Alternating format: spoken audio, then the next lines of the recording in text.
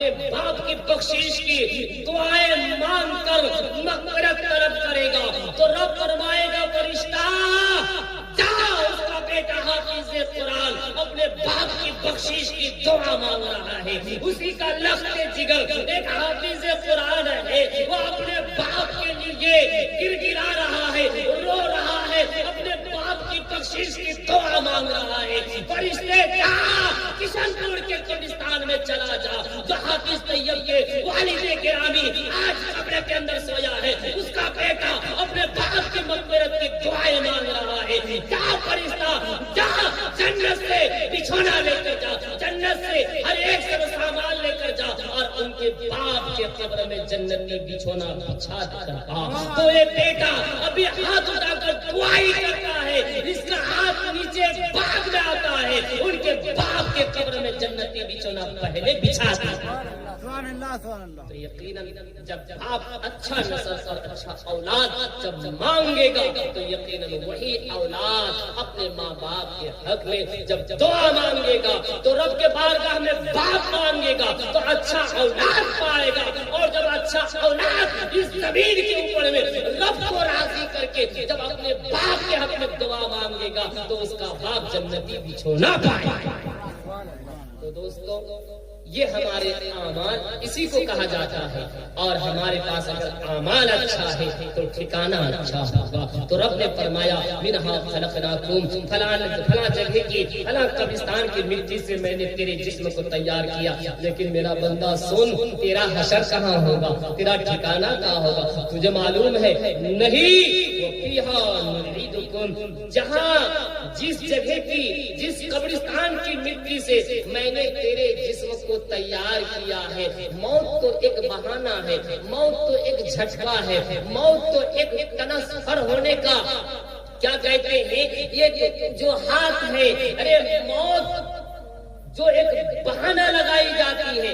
اگر قربان جاؤ مسلمانوں، اگر میرے سینے سے روح نہ نکالی جائے تو اگر کوئی انسان مجھے زندہ قبر میں دفن کرنا چاہے تو کوئی میرا اولاد، میرا بھائی، میرا خاندان کیا قبر میں دفن کرنے کے لیے دے گا؟ نہیں دے گا، کیونکہ اس کے سینے پر روح موجود ہے۔ لیکن خدا کی قسم کہتا ہوں، یہ سینے سے روح نکلنے میں دیر ہوتا ہے، بیٹا انتظام کرنے میں دیر نہیں ہے کہ نہیں؟ بیٹی کہتی ہے جلدی کرو، اس بیوی جس بیوی کے لیے تم رات کو رات نہیں سمجھتے تھے، جس بیوی کے لیے طوفان سے مقابلہ کرتے تھے، ابھی روح نکلنے میں صرف 20 منٹ ہوا ہے، وہی بیوی کہہ رہی ہے میرے دولہے کو قبرستان پہنچانے کے لیے اس کی تیاری کی جائے۔ اے میرا بیٹا، کیا کہتے بانس کاٹا جائے، اے میرا بیٹا جاؤ قبر کھودی جائے، اے میرے بیٹے پیسے ہیں اکاؤنٹ بیلنس نکال کر کے کفن لائے۔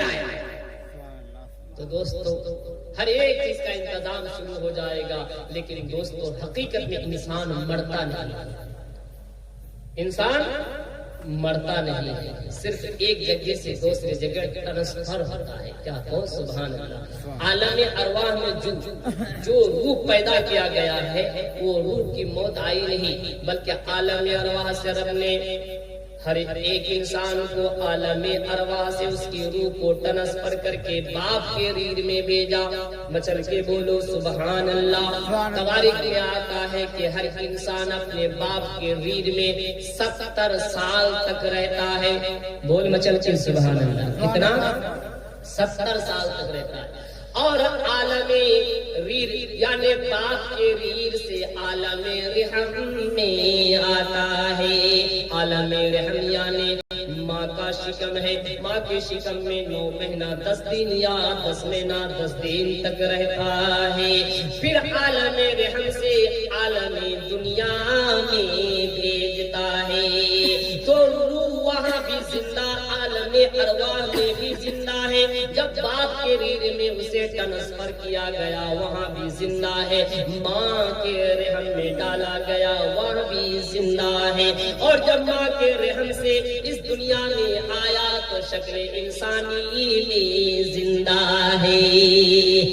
تو دوستو نہ عالم ارواح میں مرا، نہ عالم ریر میں مرا ہے، نہ عالم شکم میں مرا ہے، نہ عالم دنیا میں مرا ہے۔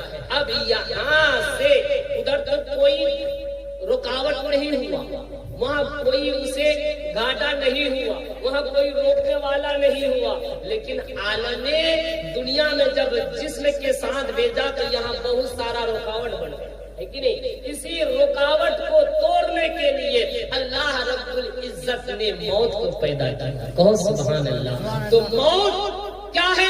اصل میں ذائقہ ہے۔ کیا ہے؟ اصل میں ذائقہ ہے۔ کلو نفس ذائقۃ الموت۔ موت کھلایا نہیں جاتا بلکہ چکھایا جاتا ہے۔ کیا کیا جاتا ہے؟ کھلایا نہیں جاتا، مٹایا نہیں جاتا، مارا نہیں جاتا ہے، بلکہ چکھایا جاتا ہے۔ تو گوشت کو تیار کرنے کے بعد پورا ڈیگ کا گوشت پکانے والا کھاتا نہیں ہے، بلکہ دو ایک پیس منہ میں ڈال کر کے چکھتا۔ مزہ ہوا ہے یا نہیں ہے؟ اسی طریقے سے موت اس لیے دیا جاتا ہے تاکہ اس دنیا سے اس کا اولاد بخوشی جنازے کی نماز پڑھ کر کے اسی جگہ میں دفن کر کے آئے جس جگہ سے حضرت عزرائیل نے اس کی خمیر کے لیے مٹی لایا۔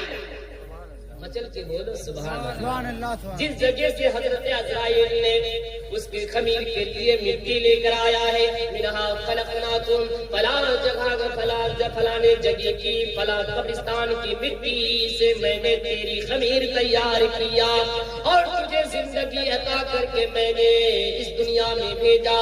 وفیہا نعیدکم، موت اس لیے دیا تاکہ تیرے آل اولاد، تیرے سننے والے، تمہارے خاندان والے بخوشی۔ وفیہا نعیدکم، جس جگہ کی مٹی سے میں نے تجھے پیدا کیا ہے اسی جگہ کی مٹی میں دوبارہ ملا دے۔ وَمِنْهَا نُخْرِجُكُمْ تَارَةً أُخْرَىٰ، اے میرا بندہ جس جگہ کی مٹی سے میں نے تجھے پیدا کیا ہے موت کا جھٹکا دے کر اسی مٹی میں دوبارہ ملا دیا جائے گا، اور روزے قیامت میں تجھ سے ذرے ذرے کا حساب لینے کے لیے پھر اسی مٹی سے دوبارہ زندہ کیا جائے گا۔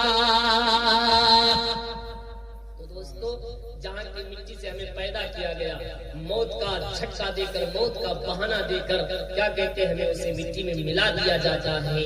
جیسے کہ آج عزیزم بابو طیب صاحب نے اپنے باپ کو کیا کہتے ہیں جنازے کی نماز پڑھ کر کے اسی جگہ میں ڈال کر آیا ہے جس جگہ کی مٹی سے اللہ نے اس کے باپ کے جسم کو بنایا ہے، اور روز قیامت میں پھر اس جگہ کی مٹی سے ہر ایک انسان کو دوبارہ زندہ کیا جائے گا۔ کیوں زندہ کیا جائے گا؟ اللہ قرآن میں فرماتا ہے فَمَن يَعْمَلْ مِثْقَالَ ذَرَّةٍ خَيْرًا يَرَهُ۔ کہو سبحان اللہ۔ فَمَن يَعْمَلْ مِثْقَالَ ذَرَّةٍ خیرا یرا ومن یعمل مثقال ذرۃ شرا یرا، یعنی اے میرا بندہ، تم نے دنیا میں ذرہ برابر نیکی کی ہے تو بھی اس کا جزا ملے گا، اگر تم نے ذرہ برابر بھی گناہ کیا ہے تو روز قیامت میں تجھے اس کا سزا ملے گا۔ اور آج ہم چھپ کر کے گناہ کر لیتے ہیں، آج ہم چھپ کر کے گناہ کر لیتے ہیں، لیکن جس دن ہمیں دوبارہ اسی جگہ کی مٹی سے پھر دوبارہ مجھے زندہ کیا جائے گا تو اس دن کوئی گناہ چھپا ہوا نہیں ہوگا، بلکہ ایک ہاتھ میں کیا کہتے ہیں نیکی کا آمائے نامہ ہوگا اور دوسرے ہاتھ میں کیا کہتے ہیں وہ کیا کہتے ہیں نام اعمال ہوگا، یعنی دائیں ہاتھ میں نیکی اور بائیں ہاتھ میں بدی۔ یعنی اللہ رب العزت ہر کسی انسان کے کاندھے پر دو فرشتے کو مقرر کیا ہے، ایک کا نام کرامن ہے، دوسرے کا نام کاتبین ہے۔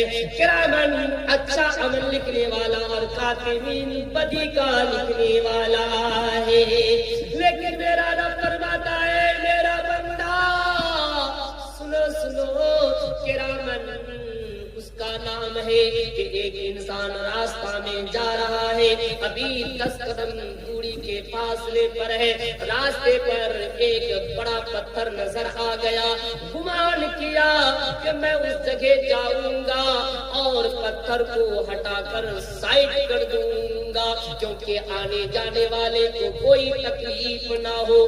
تو قربان جاؤ مسلمانوں، ابھی پتھر تک گیا بھی نہیں ہے، صرف گمان کیا ہے۔ کرامن کو حکم ہوتا ہے، فرشتہ میرا بندہ نیکی کرنے کا گمان کر لیا ہے، اس کے نام اعمال میں نیکی لکھ دیا جائے۔ تو دوستو ابھی نیک کام کیا بھی نہیں، صرف گمان کیا، خیال کیا، وہاں تک پہنچا بھی نہیں ہے، اس سے پہلے نیکی لکھ دیا جاتا ہے۔ اسی کا نام ہے کرامن۔ اور کاتبین اس کا نام ہے کہ انسان شراب پی لیتا ہے، بولو سبحان اللہ، بڑی پتی کی بات بتا رہا ہوں۔ اگر ایک انسان شراب پی لیتا ہے، ایک انسان زنا کر لیتا ہے، ایک انسان چوری کر لیتا ہے، ایک انسان چغلی کر لیتا ہے، لیکن کاتبین لکھنا چاہتا ہے کہ اس کے نام اعمال میں گناہ لکھ دیا جائے، رب کا حکم ہوتا ہے اے کاتبین ٹھہر جا۔ وہ فرشتہ رب کے بارگاہ میں عارضہ پیش کرتا ہے، مولا کریم تیرا بندہ اس پتھر تک پہنچا بھی نہیں تھا، صرف 10 قدم آگے سے خیال کیا تھا، تو نے کرامن کو کہا اس کے نام اعمال میں 10 نیکی لکھ لیا جائے، لیکن میرا مولا تیرے بندے نے چوری کر لیا ہے، میں بدیہ میں گناہ لکھنا چاہتا ہوں، تیرا حکم ہوتا نہ لکھا جائے۔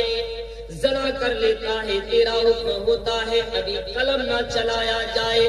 شراب پی لیتا ہے، تیرا حکم ہوتا ہے کہ اس کے نام اعمال میں گناہ نہ لکھا جائے۔ آخر مجھے کیا ہے؟ تو رب نے فرمایا کہ اے کاتبین سنو سنو، میرا بندے کو، گناہ کرنے والے کو، سیاکار کو، زناکار کو، شرابی کو میں 36 گھنٹے کا مہلت دیتا ہوں۔ یہ شراب پی لیا ہے صحیح ہے، جب شراب کی نشہ اتر جائے، اگر میرا بندہ 36 گھنٹے کے اندر میں اگر وہ توبہ کر لیتا ہے تو میں توبہ کا توبہ قبول کرنے والا، میں غفور الرحیم ہوں، میں اپنے بندے کی گناہوں کو معاف کر دیتا ہوں۔ دوستو نیکی اس کا نام ہے، کرنے سے پہلے گمان کرتا ہے نیکی کا پھل مل جاتا ہے، کہو سبحان اللہ۔ لیکن گناہ وہ ہے جو کر لیتا ہے پھر بھی میرا رب کتنا بڑا کریم ہے جو مجھے 36 گھنٹے کا مہلت دیتا ہے، اس کے اندر میں بھی اگر میرا بندہ توبہ کر لے گا تو میں اس کی توبہ کو قبول۔